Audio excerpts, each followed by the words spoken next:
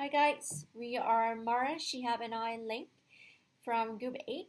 For the discussion board today, we will analyze the chapter on The Man Who Didn't Ask Question, written by Hannah Arendt. We know that Nazi have been blaming almost everything that's wrong with Germany on the Jews, and in 1930s, Hitler introduced laws that basically took away the human rights. And the final solution, which is the name for Hitler's decision to murder millions of Jews by getting them into concentration camps and mass killing hundreds of people per day. And the chapter follows Adolf Eichmann. He's a Nazi administrator whose job was to transport the Jews into concentration camps in Poland. Although he was not responsible for the policy of systematic killing because he was not the person who came up with the idea, he was still heavily involved in the organizing of the railway system that made it possible for the deportation of more than 1.5 million Jews to the death. So after World War II, he fled to Argentina and was later captured for a stand trial. And at this point, Arndt, the author, she has the opportunity to interview Eichmann. The man was not a sadist who resented Jewish people to the bones, and if anything, he was just an ordinary man, no different from us. However, he was a product of of a system that somehow prevents people from thinking critically about their own action and the result that they create on other people. And as far as Eichmann is concerned, he has not broken any law. He has never directly killed anyone himself or asked anyone to do that for him. So he was behaving reasonably.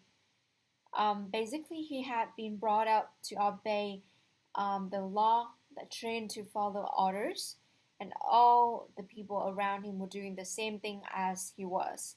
And by taking commands from other people, he avoided the feeling of guilt, the feeling of a sense of responsibility for his daily work. He was something far more common but equally dangerous. He was an unthinking man. He carried on with his deluded belief that he was innocent throughout the trial, or either that, or he decided that his best line of defense was to say that he was just obeying the law.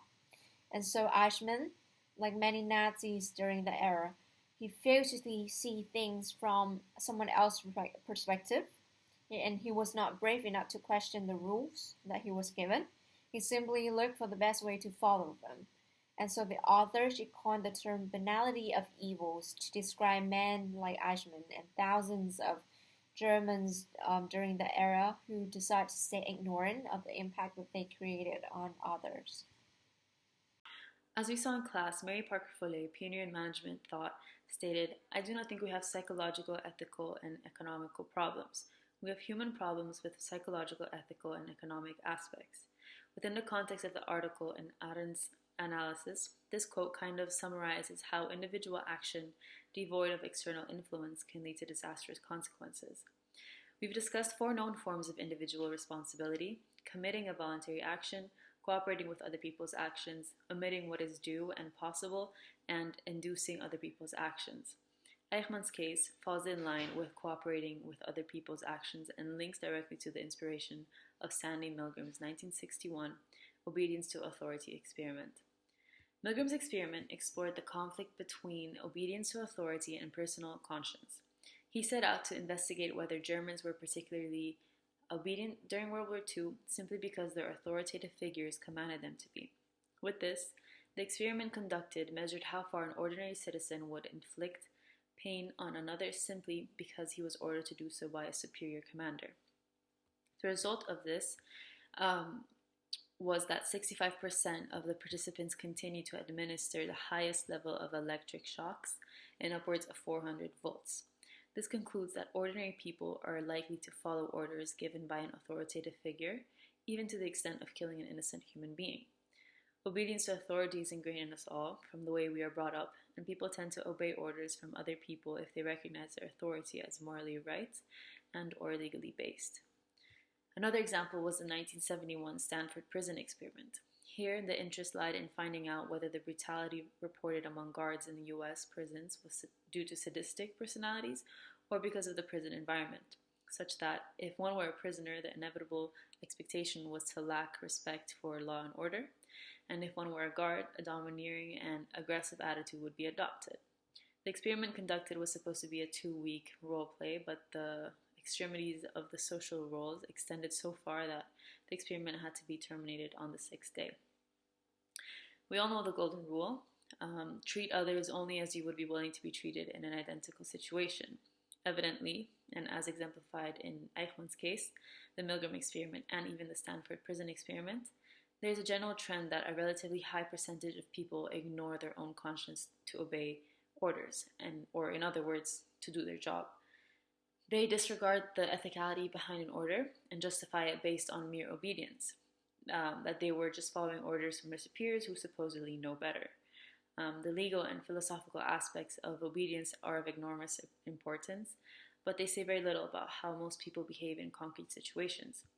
It's because of this that, from a professional business perspective, a company's culture will play a major role in determining ethical and moral behavior. As we have seen from the previous examples that my colleagues have spoken about, and contrary to popular belief, obeying unethical and sometimes fatal orders from persons higher up in the food chain is an issue that is not as straightforward as people might think. We have seen from the Eichmann case, the Milgram experiment, or from the Stanford experiment how completely normal people could turn into brutal monsters that cause pain and sometimes death to others without them thinking that any blood is on their hands. Sometimes we don't think about the implications of our actions and what they could do to the greater good of the whole society. So far, we've talked about real life threatening situations or experiments that have been concluded to analyze brains of people working in situations where they obey superior orders and show brutality that goes unnoticed. Now, we're going to analyze the carrying out of superior orders by persons in the corporate world, where maybe the consequences of following an order may not be of dangerous nature. However, the unethical orders obeyed by these people must still be thought through carefully, as some managers do not have a moral compass that they work around, and their sole purpose is to achieve a set of goals with no attention given to the means taken in order to reach the goals. This can be a dangerous game, as at the beginning, this means that to reach the corporate-wide established goals, it might be easy and ethical and non-problematic. However, the more addicted you get to the feeling of achieving your goals, and the more caught up you get on the feeling of overachieving, conjoined with problems with the company's bonus system being closely linked with how an individual performs, this creates a problem for the company. The performance bonus structure in place in some of the world's corporations creates corporate culture problems, as we have seen in the class with case of Jerome Kerviel, working in Societe Generale. The unethical atmosphere created in the firm is largely caused by money-hungry managers that care about their bonuses and any way of making extra money anywhere. He states how he was indirectly motivated by his bosses to work in a way of maximizing money made, and in fact speaks about how he learned all these dishonorable techniques in his time working at Societe Generale, so by training from his bosses basically.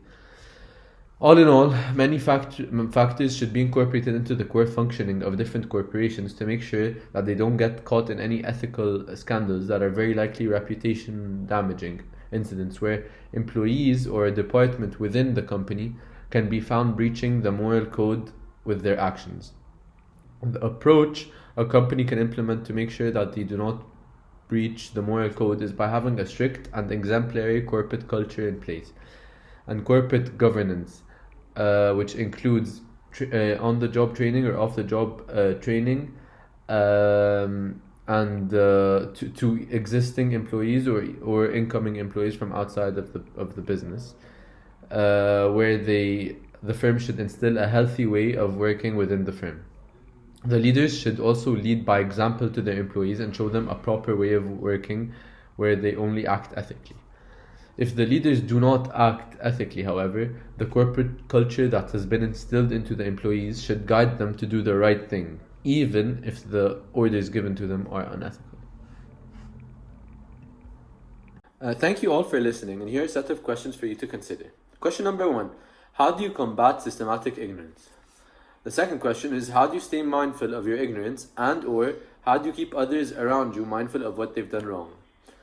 The third question is, what would you consider ways in which a company can implement a balance of power, such that the case of forced obedience to authority can be avoided?